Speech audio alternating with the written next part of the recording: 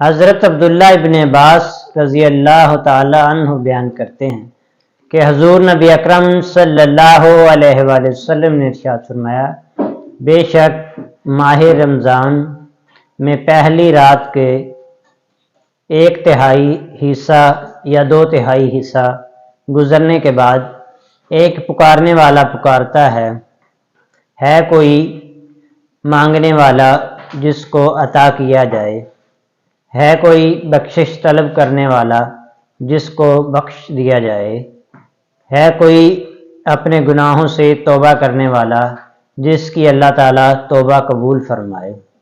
حضرت ابو ہریرہ رضی اللہ تعالی عنہ بیان کرتے ہیں کہ حضور نبی اکرم صلی اللہ علیہ وآلہ وسلم نے ارشاد فرمایا، جس نے ماہ رمضان کا روزہ رکھا ایمان اور ثواب کی نیت سے، اس کے پچھلے گناہ بخش دیے جاتے ہیں۔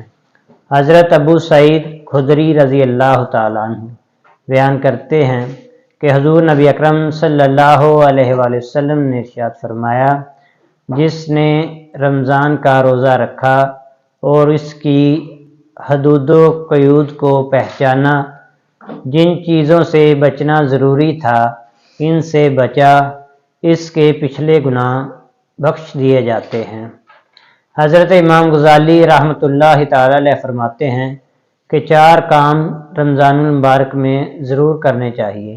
نمبر 1، لا الہ الا اللہ کی کثرت کرو۔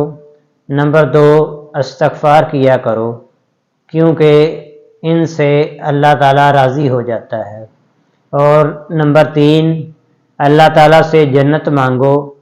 اور نمبر 4، اللہ تعالیٰ سے جہنم سے پناہ مانگو کیونکہ ان کے بغیر بندے کا چارہ نہیں۔